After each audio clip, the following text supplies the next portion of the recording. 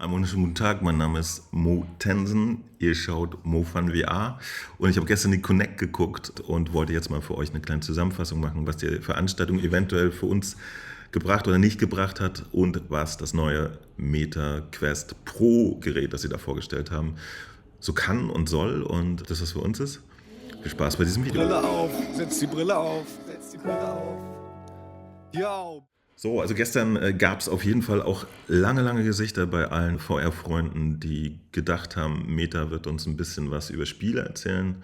Ihr erinnert euch vielleicht, vor 2 Jahren haben sie Assassin's Creed und Splinter Cell angekündigt für Quest. Mittlerweile wissen wir von einem Entwickler, dass Splinter Cell schon gecancelt ist. Vor einem Jahr haben sie kurz mal ein GTA-Logo reingehalten, aber auch nichts weiter Großes erzählt. Spielemäßig war das nichts. Ja.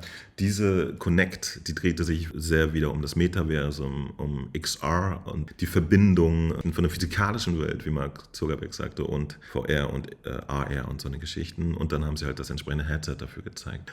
Ein bisschen was gab es, aber doch ein bisschen was Interessantes. Meta hat sich nämlich schon wieder 2 Spieleentwickler geshoppt. Man fragt sich langsam, warum. Da kommen ja keine Spiele raus. Doch, es kommt was raus. Entspannt euch.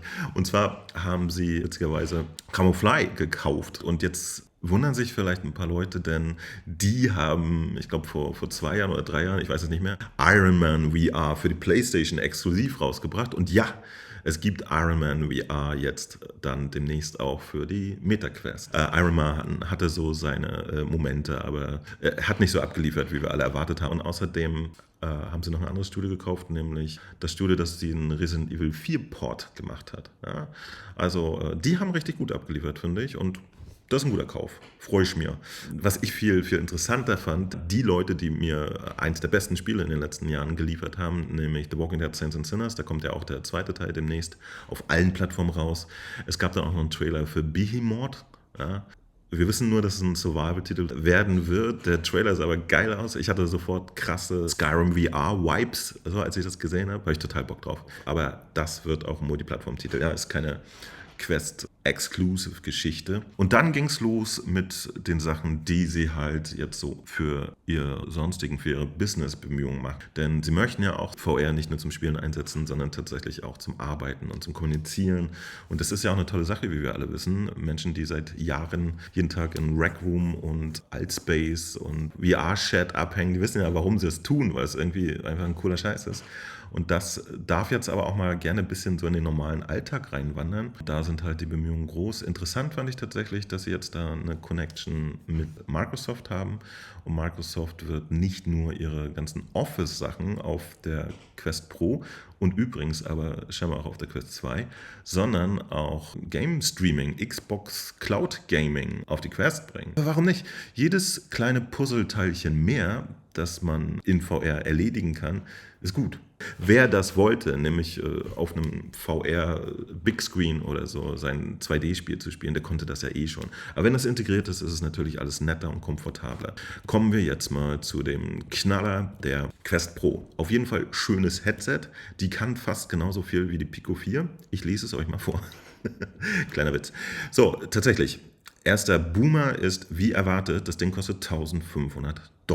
Und das sind aber nur die US-Dollar, meine Freunde. In Europa kostet das Ding so, wie es geliefert wird, mit den netten Controllern und der Aufladestation, 1.799 Euro. Ich sage extra in Europa, denn in Deutschland kann man es nicht offiziell kaufen. Ne? Weiterhin ist im Metastore, im deutschen Metastore, das nicht möglich, die Geräte von Facebook zu kaufen. Das ist eigentümlich, weil jetzt ja der der ehemalige Facebook-Zwang weggefallen ist, aber es ist, wie es ist. Gucken wir uns an, was dieses teure Gerät dann kann. Tatsächlich, was ich auch gesagt habe, ja, die Hardware ist auch ein bisschen egal. Interessant wird, was sie da mit der Software dann zeigen. Ja, gibt es dann auch wirklich Anwendungen dafür? Denn die Meta Quest Pro, ja, so heißt sie, die ist für den professionellen Einsatz gedacht. Und die setzt auch sehr stark auf Durchsicht AR. Also nicht wie bei dem klassischen Gedanken von AR-Brillen, dass ihr wirklich nur sowas aufhabt und trotzdem in der Welt bilden sich dann 3D-Objekte. Und das 3D-künstliche Weltbild wird hier irgendwie in die Linsen gespiegelt. Hier habt ihr jetzt den klassischen Ansatz, wir gucken wie immer in eine VR-Welt und dann aus der VR-Welt mit echten Kameras wieder raus und sehen die normale Welt. So kann man die beiden vermixen. In dem Fall gibt es jetzt wirklich 2 Stereo-Kameras, die sind auch wesentlich hochauflösender als das, was bisher in der Quest 2 ist. Und so kann man halt einen farbigen, fantastischen Color Pass-Through haben. Ich konnte das jetzt schon in einer leichten Form auf der Pico 4 ausprobieren und das sollte dann auf der Meta Quest Pro, die extra nochmal Kameras dafür hat und so, wirklich massiv besser sein. Die Brille einfach aufzulassen und durch die Linsen zu gucken, ist einfach cool. Ja, das macht Spaß. Und das kann das Gerät auch. Und noch mehr, es hat auch noch einen 3D-Scanner drin. Ihr kennt das Thema vielleicht von Apple, da heißt es LiDAR-Scanner und kann sich dadurch auch perfekt in der Welt tracken. Weiterhin ist da ein Snapdragon XR2 drin, den nennen sie hier Plus, denn das ist eine ein bisschen aufgebohrte Version, der hat mehr Performance. 50% mehr Rechenleistung. Und das ist tatsächlich bei der Rechenleistung, die diese mobilen Chips haben, eine Menge. Das Headset kommt außerdem mit 12 GB Arbeitsspeicher daher, doppelt so viel wie die Quest hat. Die kann auf 6 GB Arbeitsspeicher zurückgreifen. Ist auch eine gute Sache, darf man auch nicht unterschätzen. 12 GB klingt jetzt in der Computerwelt nicht viel, aber es ist eben mal doppelt so viel und ist wesentlich angenehmer, denn für Multitasking-Geschichten, auch Apps können komplexer werden. 256 GB Speicher, das entspricht sozusagen dem Festplattenspeicher beim PC, ist okayisch. Wundert mich, dass es da nicht auch was Größeres gibt. Und dann hat es insgesamt 10 Sensoren, ja, also nicht wie bei der Quest so 4 und Feierabend, sondern die ganzen Sensoren, die nach außen gucken und tracken und aber auch welche, die nach innen gucken. Ja, eure Augen werden getrackt. Wenn ihr blinzelt und irgendwo hinguckt, dann merkt das System. Das kann man für verschiedenste Sachen machen. Die naheliegendste ist natürlich, dass euer Avatar, also eure Figur, die in der virtuellen Realität rumläuft, dann auch lächeln und blinzeln und so kann, was natürlich geiler ist, wenn man sich miteinander unterhalten will. Das ist ein schönes Add-on. Das ist cool. Das machen diese ganzen Sensoren dann, ja.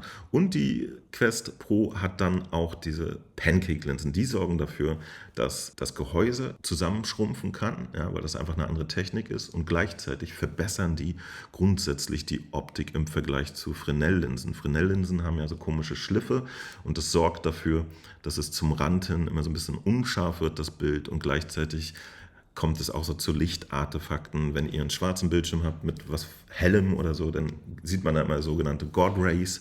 Und das fällt mit Pancake-Linsen alles weg. Es gibt ein klareres, besseres Bild. Das ist eine gute Sache. Ich konnte es schon austesten in der Pico 4. Ja. So, was mich ein bisschen irritiert hat, die Auflösung pro Auge der Quest Pro ist lediglich 1800 x 1920. Das entspricht ja quasi der Quest. Also auf der Produktseite von Meta steht immer nur so 14% besseres Pixelverhältnis. Oder, Entschuldigung, da bin ich gerade ein bisschen ungenau. Durch die mehr Performance kann man natürlich diese Auflösung dann auch wirklich bespielen. Was die meisten nicht wissen, auf der Quest gibt es diese Auflösung pro Auge, aber die Quest selber hat nicht so viel Performance, dass sie es schafft. Es wird also mit einer geringeren Auflösung gerechnet, alles um euch herum, und dann einfach hochgestretcht. Ihr kennt den Effekt, wenn ihr ein altes Foto nimmt und größer macht, dann wird das so ein bisschen blurry. Ja? Das sind so Algorithmen, die dann Zwischenwerte berechnen. Das macht es unscharf. Und genau sowas passiert in der Meta Quest 2.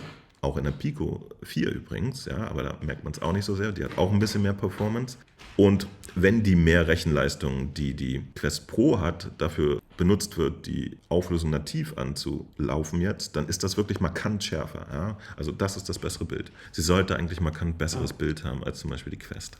Interessant ist vielleicht auch noch, dass die neuen Controller, die haben nicht mehr diese Tracking-Ringe, denn die tracken sich jetzt selber. Die haben lauter kleine Kameras, genauso wie die Quest vorher in den Raum guckt und ihre Position feststellte und dann aber auch noch die Controller angucken musste und ihre Position feststellen. Das ist weggefallen.